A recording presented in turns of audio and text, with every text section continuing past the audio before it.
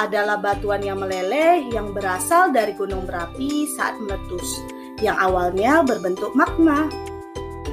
Batuan inilah yang membentuk planet termasuk bumi dan satelit-satelitnya sebagai bahan dasar. Apabila gunung berapi meletus, maka dari lubang ventilasinya melebur lava cair yang memiliki suhu yang sangat panas. Titik suhu terendah lava setara dengan suhu oven yaitu 570 Fahrenheit. Sedangkan suhu lava yang lebih tinggi bisa mencapai 895 Fahrenheit. Untuk mengukur suhu lava dapat dilakukan menggunakan termometer.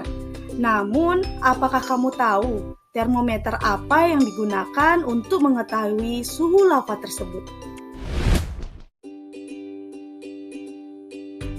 Halo pejuang IPA, di awal video kamu telah melihat ya peristiwa meletusnya gunung berapi. Nah, peristiwa ini sangat berkaitan erat dengan suhu dan termometer yang akan kita pelajari pada hari ini.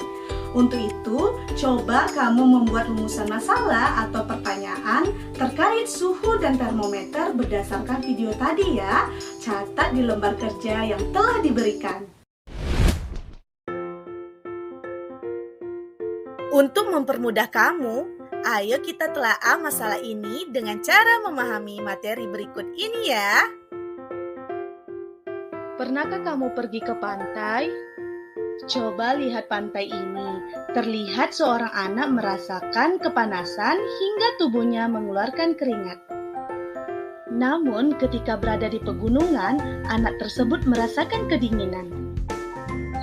Kira-kira apa ya hubungannya dengan suhu? Udara di daerah yang dingin biasanya sering dikatakan suhunya rendah, sedangkan udara di daerah yang panas sering dikatakan suhunya tinggi. Itu artinya pantai memiliki tingkatan panas yang lebih tinggi daripada pegunungan. Menurut kamu, apakah tingkatan panas suatu benda itu disebut dengan suhu? Lalu, apakah sebenarnya suhu itu? Biasanya, kita sering menggunakan tangan untuk mengetahui apakah tubuh kita panas atau tidak. Tetapi, apakah tangan merupakan pengukur suhu yang tepat? Nah, ternyata tangan hanya dapat merasakan perbedaan panas dan dinginnya suatu benda, namun tidak dapat menentukan secara pasti nilai suhunya berapa. Coba kamu perhatikan gambar berikut ya. Di sini terdapat 3 wadah yang berisi air yang suhunya berbeda-beda. Wadah pertama berisi air panas, wadah kedua berisi air keran, dan wadah ketiga air dingin. Nah, ada seorang anak nih memasukkan tangan kanannya ke dalam wadah air panas dan tangan kirinya masuk ke dalam wadah air dingin. Nah, ternyata anak tersebut merasakan tangan kanannya terasa panas dan tangan kirinya terasa dingin. Kemudian, tangan kanan dan tangan kiri anak tadi dicelupkan ke dalam wadah yang berisi air keran atau air dalam keadaan suhu normal.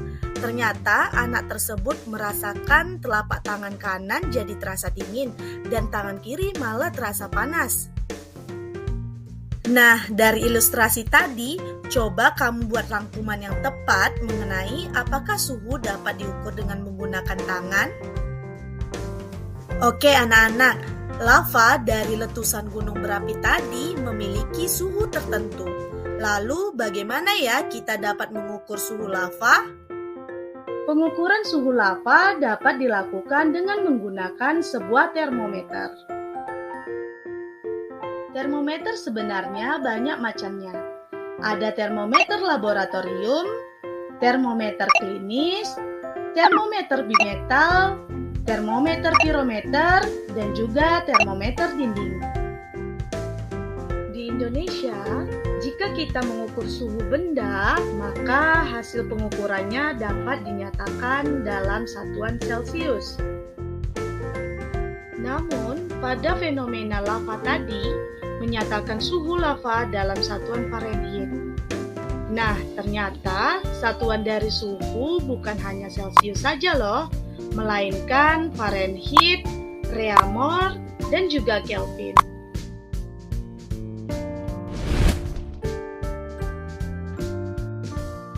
Sekarang, coba kamu buat hipotesis atau dugaan sementara ya. Termometer apa yang tepat digunakan untuk mengukur suhu lava di gunung berapi? Lalu, jika titik suhu terendah lava 570 Fahrenheit, berapakah suhu tersebut jika dirubah ke dalam satuan Celcius?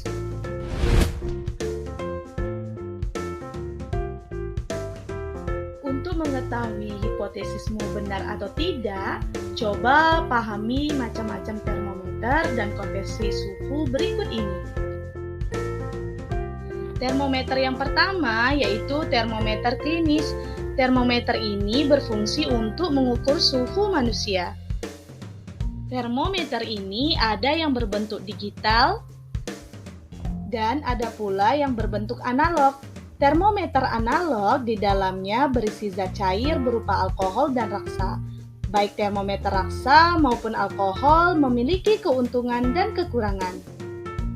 Untuk itu, coba kamu cari informasi apa saja kekurangan dan kelebihan dari kedua termometer ini. Selanjutnya, termometer laboratorium. Termometer ini biasanya menggunakan zat cair berupa raksa atau alkohol. Lalu, menurut kamu, apa fungsi dari termometer laboratorium ini?